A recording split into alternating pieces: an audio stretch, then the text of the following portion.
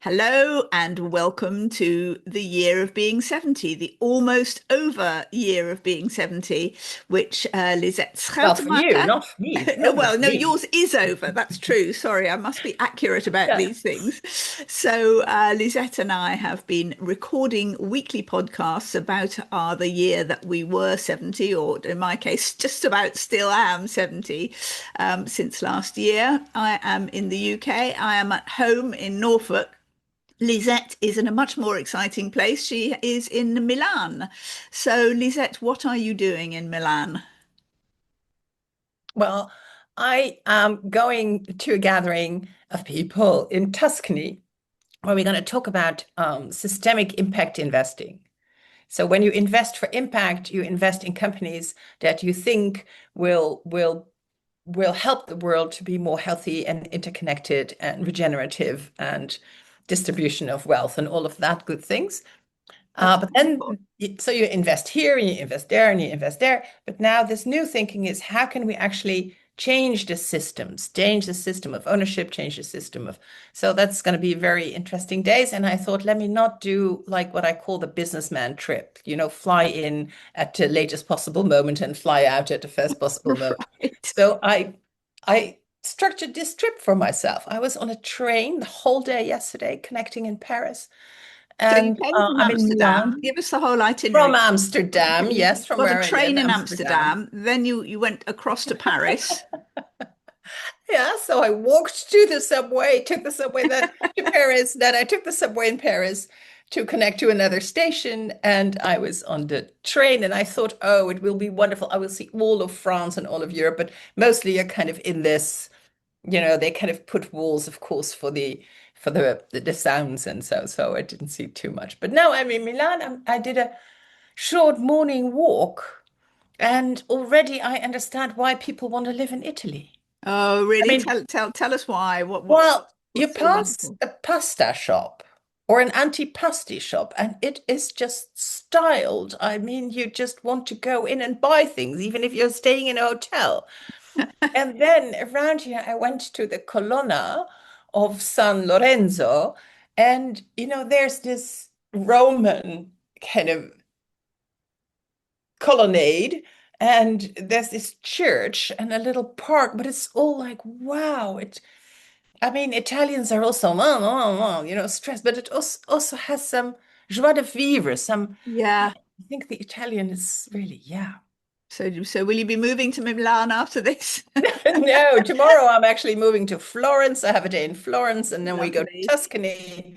And then on Wednesday next week, I actually go to Rome to a conference called by the Pope.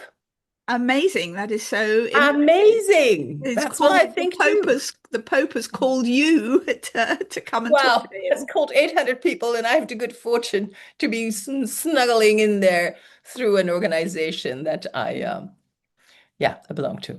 But And that we'll is talk all about about business impact people. investing. Well, that is to talk about the former Pope, Francis, 10 years ago, wrote a piece called Laudato Si, in which he talks about our relationship to the earth and how we are, custodians. Not only, we're also part of this earth. So, but we should take care of all beings.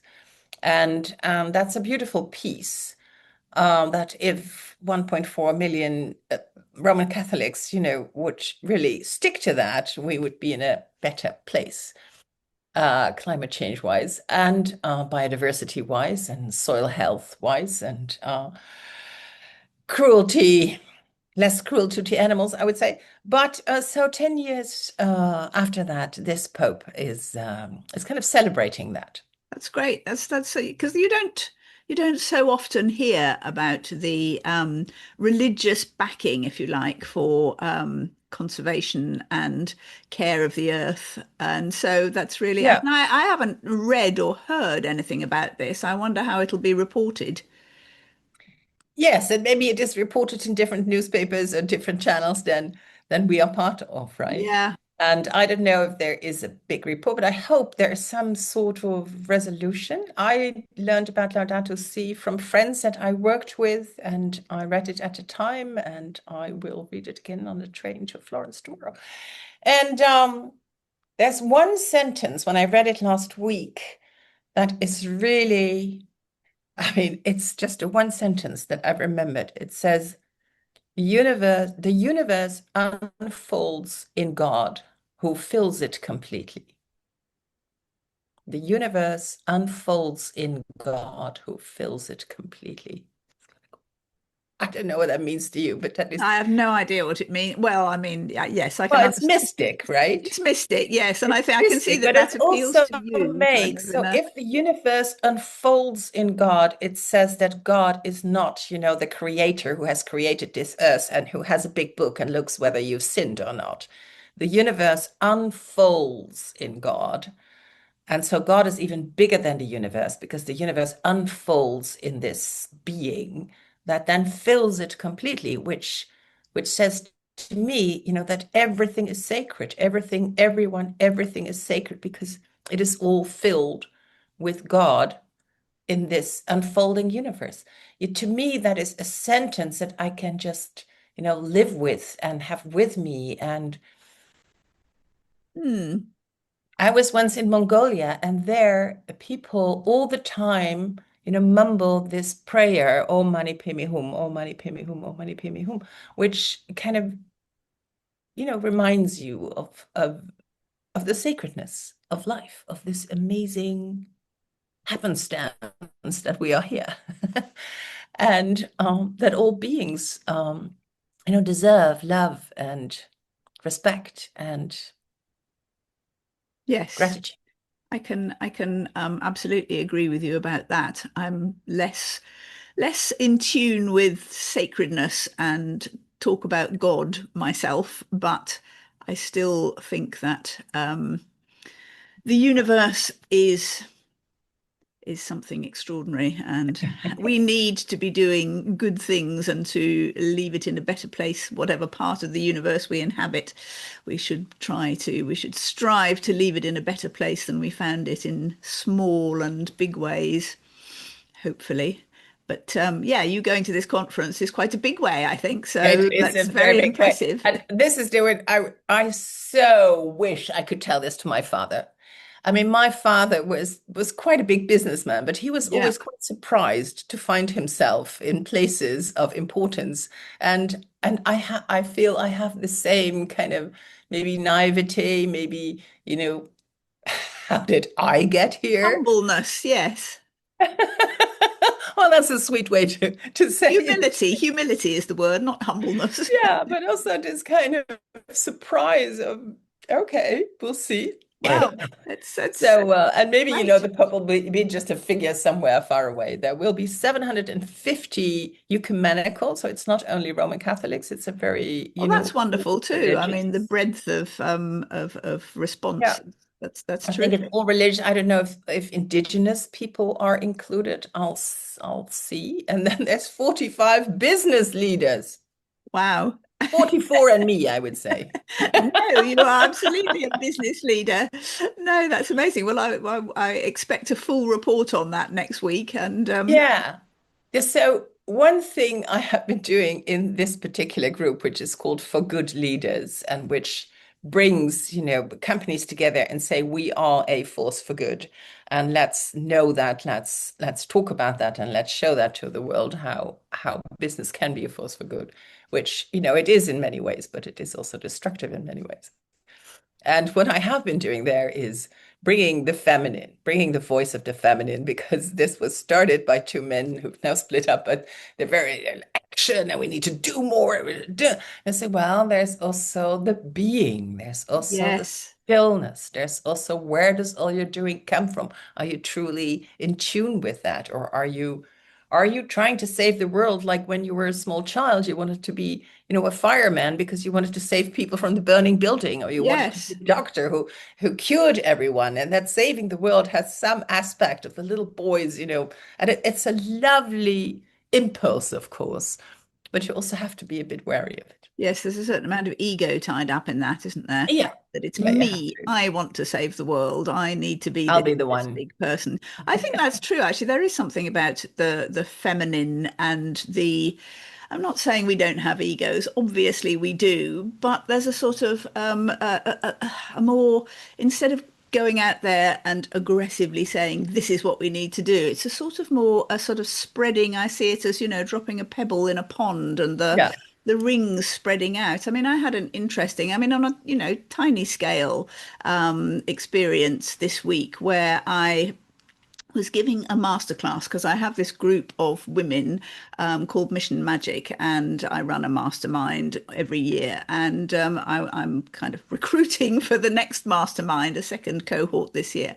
So I gave Okay. a free A recruit masterclass. here. Yeah. Okay. Tell us about it. Tell us about it. What does it Okay, bring? well, I'll tell you about. I mean, so what I did was give a free masterclass on Wednesday, sort of an hour's, and it was called Mission Magic: how to find your mission, because purpose is the power. And I mean, I think you're an incredible example of that. You have terrific purpose, and that is your power.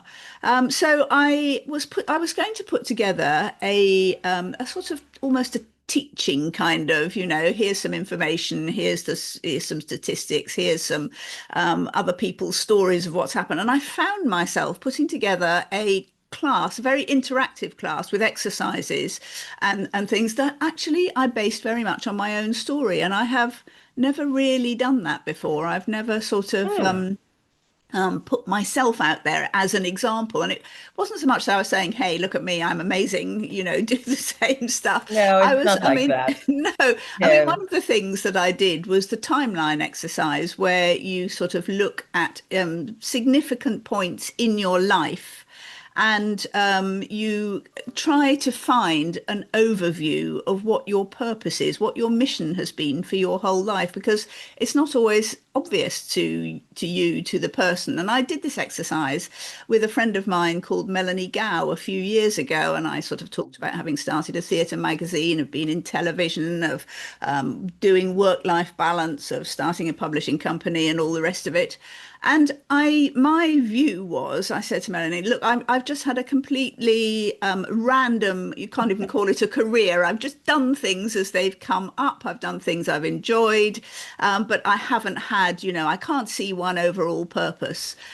And she looked at it and she said, Lucy, can you not see it? And I said, no, I can't. What? And she said, your overall purpose is to give a platform to unheard voices. And that was just such a powerful thing for her to say to me. There you go, Lucy. Wow. So To give a yes. platform to unheard voices. So yes, I could make sense of that. I mean, and I certainly feel that's what I'm doing now with books and book magic and my mission And with masterclass. women, And with women, exactly, yeah. exactly. And so that was a very powerful thing to do. So I got the women in who came on this masterclass. There are about, nearly 40 people there on this Zoom call, and I got them all to do their well, as much as their timeline as they could possibly do in that short time. And they had some amazing missions. I mean, they found it very powerful as well, even a sort of, like 5 minutes work on it. And then I put them Wow. And did into, you then pair them up? Because yes, well, then as I, you so beautifully exactly. demonstrate, very often we don't see the threat and somebody else, it is so glaringly obvious. Yes, yes, exactly. So then I put them into breakout groups, and there Yeah. were sort of three people in a breakout group. And they came back from that saying, oh, it's so good to talk to you. I just needed to, I needed to meet you. And that was just so nice. It was just So such a nice beautiful. experience to have. And actually, I feel that having done this podcast with you over the last year, that I have learnt to be much more open. I think before, in certainly in terms of social media and professional life, I was just very much professional me. I didn't share my own stories. I wasn't I didn't really have the confidence to do it, I suppose. I didn't think they were interesting enough. And now I realize, and perhaps it's a function of being 70, and you think, well, who cares anymore? Maybe I do have the long view now. That I feel that Yeah, but having, also I think you point to something there where we women have come into the world of men who shape their professional life in a certain way, and then we kind of ran along. Yeah. I mean, I first, when I started working, very much wanted to be able to do what the boys could do and prove that I could do that, right? Yeah. And that, but of course, there was also that time of the month when I was more emotional, and I was more emotional anyway. And so it never really fully worked. But if we try to be like impersonal and professional, ugh, Yes. uh, Yes. It's really. I love this. And I think I we had a with Pimwimic, which is the co-op that I'm on the board of, with which we do impact investing in regenerative agriculture and healthy food systems. And we have a cooperative, and every year we have a member day. And this year we were at a member's who he is part of a family that, his great grandfather set up a company that is, still owned by them. So there's just a lot of money coming every year. And when he opened in his own home, where they have the first two floors they make available for exhibitions, for visiting artists, and they live on the top floors. Um, and he spoke about, the privilege and the legitimacy of it. Whereas, the wealth, so to say, it is legitimate. Everything is within, you know, is legally is coming to Yes. him, not in legal with. But then what is the legitimacy of that? And because he spoke to that and spoke to, say, his living questions, it was an extraordinary day. Wow. Because Wow. when you do it, when you as a trainer do it, or as a host, then you kind of open up that arena, and then it's fine for others to also talk about these things that, like you on purpose, we all grapple with our purpose. Why am I actually here? What am I doing? I see no pattern. What is my next step? I have no idea. Where do I actually come from? Is my experience any good? And then Yeah. come with your story, and it's kind of, whoa, it looked random, but there was a pattern there all the time.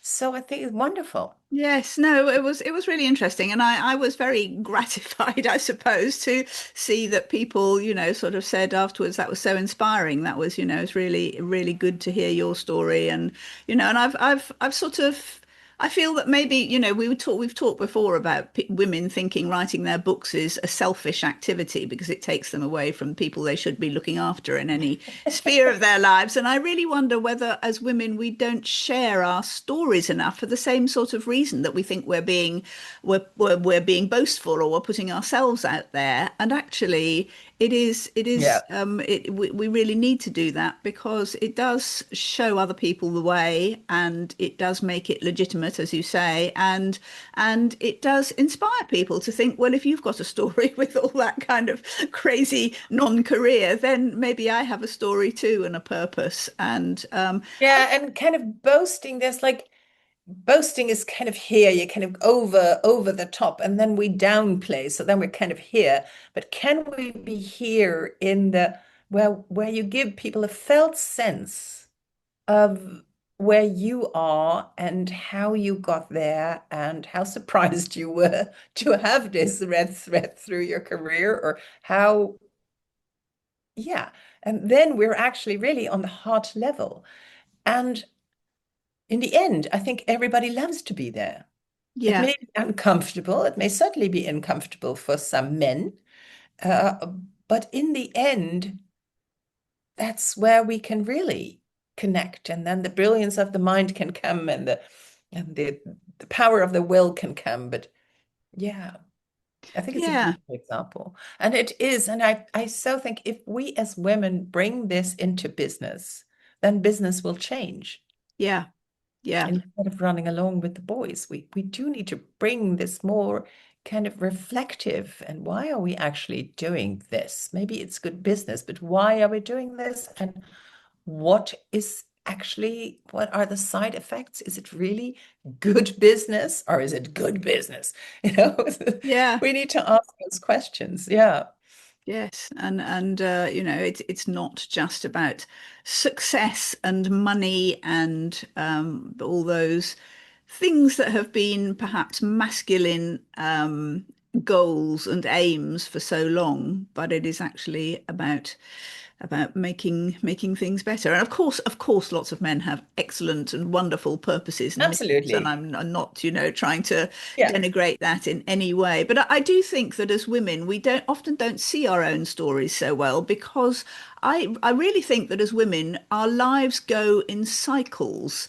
You know, right from the very start when you know, when we're 12 or so, and you know, we immediately get into the cycle cyclical begins. the cycle begins. But, you know, we have cycles in our lives. I mean, not everybody, but some of our, you know, sometimes it's a cycle of motherhood and, or, you know, partnership or motherhood or, you know, sort of those sorts of cycles, but also the kind of aging cycles. I think the decades are cyclical much more for us.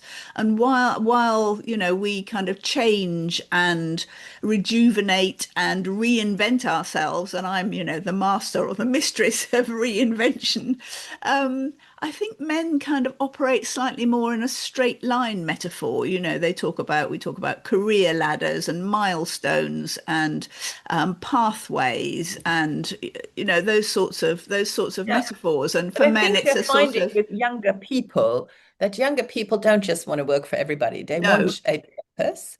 And very often they have their first job and they're kind of disillusioned. And so the moment of that line not going, you know, straight up the ladder, straight up the career, is like they question things and they say, why is this company, is this really right? I want to, you know, work. They want to work with purpose. And that is changing. And picking up on what you said before, you know, I don't want to, you know, put men down. They're wonderful. But I think there was a culture, and in many places still is a very masculine culture of, as you say, winning and beating the other and success. I mean, it's kind of a warfare almost, you know, like the war games that young boys yes, play, and that yes, yeah, life is a don't zero see sum girl. I mean, game. we girls can be horrible. We can be in little groups and Absolutely. exclude others and be Yeah, absolutely yeah. horrible. So we are not so visible No, about no, no, it. So let's no, no, that's true. No, no, when no, yeah. you know, we're not saints in any way. No, not in any way, but I think the culture of business. So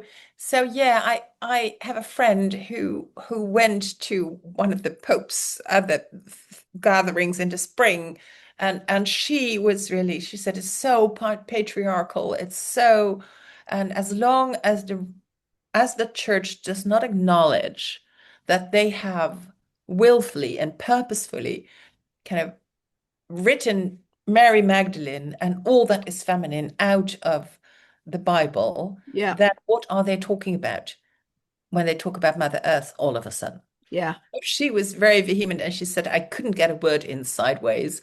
And I said, but that is also, so don't go, Lisette, it's a waste of your time. And I thought, well, that's why we need to go. That's why we yeah, need to go and be there and yeah, be vocal. Maybe I've said this before in a podcast. I don't remember. That's, you know, being 71. Um, I was at this gathering of women called my friend of mine, a younger friend of mine. She calls it the elders. And we did this round after 2 days. We did like this checkout round. And so the culture there is, you know, you take the talking stick and you can talk as long as you have to stick, but not too long because there's 20 other people. And if everybody takes 5 minutes, well, see how long that takes. Uh, but I had already had my turn. So then the rule is you don't come back to it. But I did because this needed to be said. I had this realization that I was part of the suppression of women, suppression of the feminine, because I do it here.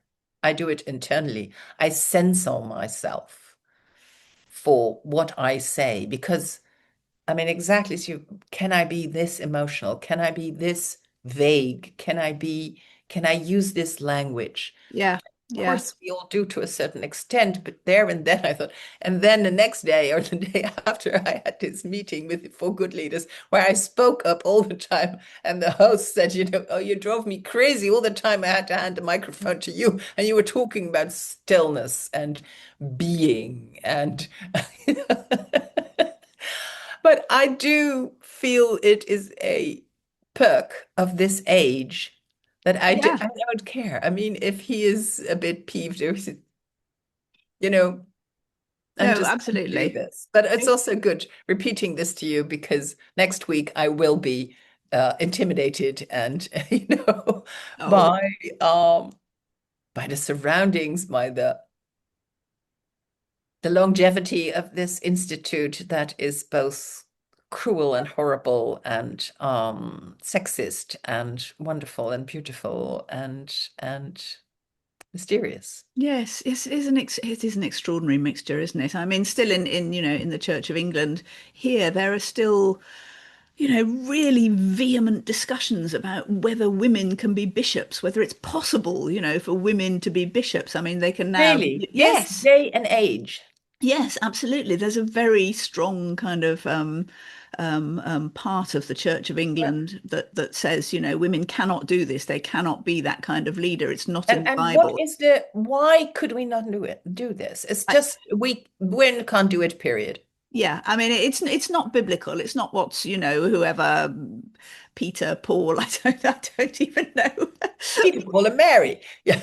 Yes, exactly, Peter, Paul. That was a Yes, band. Mary gets totally knocked off that perch. Yeah, But yeah. it's, what, it's just like you don't have the authority as a woman. That's it. You weren't given it by God. You weren't given it by, the disciples, whoever wrote the Gospels. It's not, it's No, not that's true. appropriate. They wrote Mary Magdalene and her position Yeah. as a chosen disciple, as a peer to Jesus, as a partner of Jesus. They completely eradicated that. Yeah.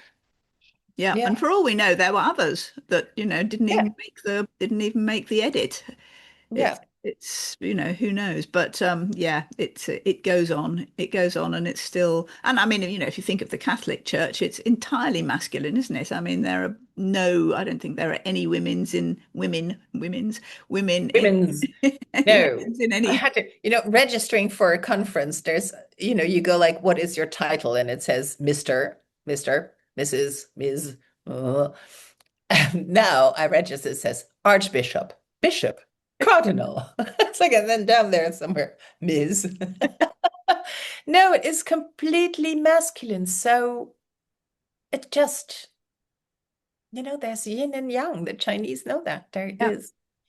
We yeah, women need to. And so I see the point of my friend Nikki, who says, as long as they don't admit anything feminine into their but for sisters who care for them and who kind of play a side role, yeah. then I cannot take them seriously. And yeah, I don't know if I'm going to go on that, I would say, crusade next week. I'll Well, see. it'll be really interesting to see if Yeah, that arises in any way. I mean, maybe not in the main conference, but maybe in sort of side discussions and yeah, things. It'll be really, yeah, really interesting to see what attitudes are brought to this, and how yeah, many women are there. Actually, I'll be interested to hear yeah, about what the gender divide is in attendance, and whether yeah. it is in fact mostly men, and whether you're an, Men in robes. men in Men dressed up as men in women, dress, actually. exactly, men in Oh, are dresses. we being very irreverent here, Reverend? I think we're Um, allowed to be irreverent yeah, on our own podcast.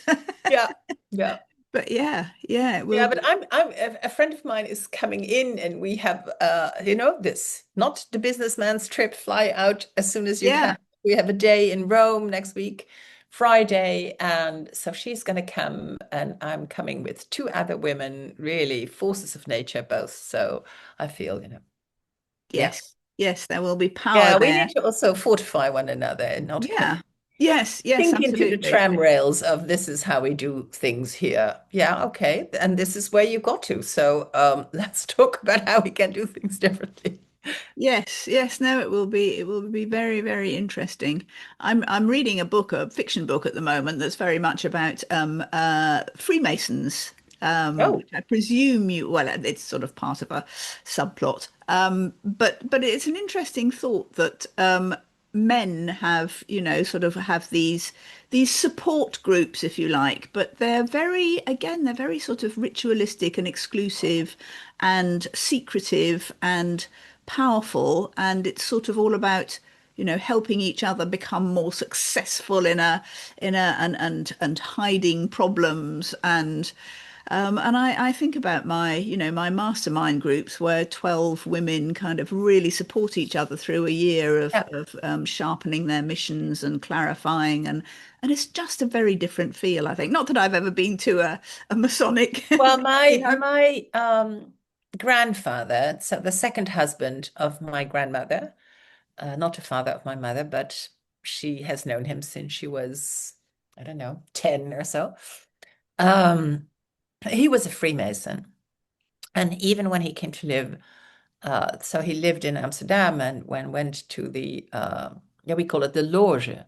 So there's this building. I know The what this, lodge, yes, the yes, Lodge. Oh, yeah, the that's Lodge. what we Yeah. call it too. And so I saw him. He would dress up and then walk to the train station, take the train to Amsterdam, and go to this Freemasons lodge every Tuesday or so. And he would also publish about it.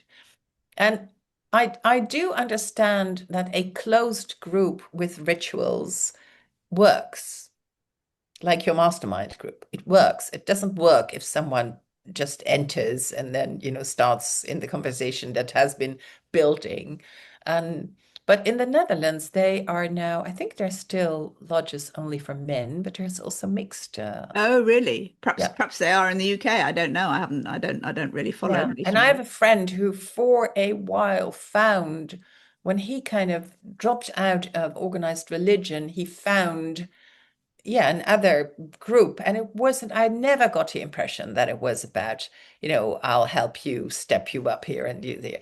It was really more about, again, the sacredness of life. I think the sentence, the universe unfolds in God who fills it completely, is very much also their practice of the mythical, yeah, Hmm. mythical nature of life. Yeah. Yes. Yes. No, that is interesting and powerful. Well, Yeah. I feel that I need to let you go because I know you're anxious to get I'm eager to out, go into Milano. out and about Well, and I have a ticket to the Scala this evening, where the oh wow. theater, where there is a ballet. So I asked the people in the hotel, do people dress up? And this man at reception late last night said he'd only gone to the Scala for the first time last year in his Oh. first time in his life. And he was way up, up, up there and up, up, up there. He didn't really need to dress up. But I've brought a nice little outfit. And yeah, Ooh, yeah, yeah. So exciting. yeah. Wow. It's about a 20-minute walk. So, but it's such a, I mean, it's not 20 minutes because I'm really the tourist. I have no sense of direction. So I'm here with my phone and I take pictures of pasta shops and churches and Yes, how lovely.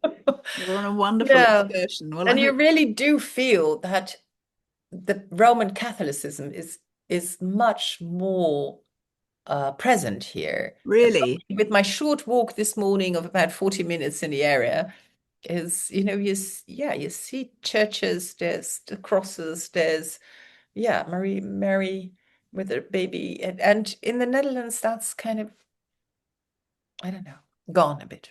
Yeah, well, the Netherlands is a Protestant culture, isn't it? I mean, Well, the north is mostly. Protestant, the south is Catholic. Oh, Well, right. used to be. Of course, there's many other religions there now, Yes, of course, of course. mosques, and there's also Christians and yeah. Yes, yes, but much more It's secular really. now. But no, should we not talk about what you have coming up? Oh, well, yes, maybe next week is no, this week is in fact, yes, it's my 30th. It's my 30th wedding anniversary, mine and Richard's 30th wedding anniversary, Wow, which 30. yes, it's a really long time. And it's funny because, I was married first to Rob and we had 20 years together. We just about made the 20 years. And I always think of Richard as, my new husband, I think of my, him as your new husband. yes, He's my just kind of, only arrived on the scene. exactly, exactly. And he's a bit younger than me as well. So I find it difficult to believe we've been married for 30 years, but it's, yeah, we've had our ups and downs and interesting times. But yes, it's so anyway, Are we're you celebrating? yes, we're just going away for a night to a spa hotel. I mean, in fact, it's really kind of unusual for both of us. We both kind of thought it would be quite nice to do something quite luxurious and have, go and have massages and facials, which is even more unlike Richard than it is me. But it's not something I do. So we're going away. We've got an afternoon of, having facials and Pampered, being pampered, pampered. pampered. That's right. Yes, Yes, that's it. exactly. A nice dinner in a nice hotel, and then another kind of, a massage in the morning. So I should come away feeling incredibly relaxed and having achieved 30 years of relationship. And yes, maybe that's a whole another landmark to have achieved at 70. So yeah. So it is interesting because Jos and I have 31 years. We're technically married, but I never wanted the wedding thing and a white dress and a No. reception, and I just never wanted that because yeah, there is still also that element of, the father giving away Yeah. the bride to the husband. I said, what is that about? That comes from the time when women had no say over Yeah. themselves. We They had were no an legal object. stature. We were an object. We were given away from the custody of the one to the custody of the other. I Yeah. never ever wanted that. And I see young, my niece last year with her big wedding was happening again. I thought, why didn't you break that? Why didn't you I even have your know. mother do it if you wanted someone Yes, yes, to kind I of lead know. you and not come there alone? But anyway, I so know.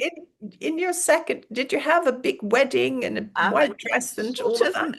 a medium big. I mean, my father had just died earlier that year, Yeah, so I yeah. certainly didn't get to be given away. So we got married at Chelsea Town Hall, which was that's the statutory, whatever you call it, sort of part of it. And we had, family there. And yes, I think as far as I remember, we came in together. And then we did actually, because we were both in a sort of quite a religious phase at the time. And so we did have a blessing, which was sort of Hmm. in the form of a wedding service. But we walked up the aisle together. We weren't, I wasn't given away by anybody. For anybody, you were your No, own exactly. woman. Yes, So yes. so you were a 40 Yes, or I almost was. 40. I was 40. Yes, exactly. Yeah, Exactly. I was 39 when I met Jos. Oh, I was really? almost 40. Yes. So And how so when it's did you interesting. actually marry? When did you have that, At some point, I thought with kind of also our different economic circumstances that it would be a good idea we have this kind of registered partnership, which is a legal format. Yeah. And so we did that, and we just went to the municipal building on a very, I don't know, Tuesday morning. And we needed to have a witness Oh, there. yes. So we both asked someone who is not really in our life. And this woman who I asked, I really like her. I never see her. But she said, "Why me?" I said, "Well, I really, really like you, but you're not really in my life. And if I ask, one friend, and why not another Yes, friend? yes. That's just impossible. It opens up the whole thing. And then why not my family?" And of course, my mother was kind of, huh? I mean, Oh, she was upset that you didn't yeah. give her the opportunity to be. But also, I think by that time she realized I would not be that kind of daughter. Yeah, Yeah. yeah. But I have no idea. We don't know the date. I don't know. I don't remember the year. It's kind of a non-event. Yes, We well, like went for lunch and that was it. normally we don't celebrate her. We usually forget our wedding anniversaries Yeah. completely, but it did just occur to me this year that it was 30 years and maybe we should do something to mark it. So we are doing something. But yes. Yeah. No, So that's you had interesting that but An October wedding. It was a September wedding, actually. Oh, It it was was still just, September. it was the 30th of September. Okay. So Very yeah, auspicious day. very auspicious. Yes, indeed. Yes. Okay. Well, So, okay. celebrate. Have a beautiful time together. Yes, yes, Relax and be pampered and look each other yes. in the eye and go like, isn't it incredible how 30 years just Just goes in a flash. I know. yeah, Extraordinary, extraordinary. yes. But yes, well, you have a wonderful time too. Enjoy the ballet. I'm so glad I'm not going with you. I absolutely hate ballet and opera and classical Yeah. music concerts. Yeah. Well, for me, it's a wonderful thing to do Yes. when you're in a different city. Uh, Yeah. and then I love getting tickets because then you kind of, yeah, no, it's a wonderful thing. I find it's a No, wonderful, no, but no. if I you like know. it, then you don't I'm like it, the and then it's like, yeah. Yes. No, I know. I'm perfectly well aware that I'm the strange one here, and that you're doing Yeah, something no, no, no, no, people no. would It's love. just, yeah, yeah. So have a great time, and let's talk about the conference and when next week.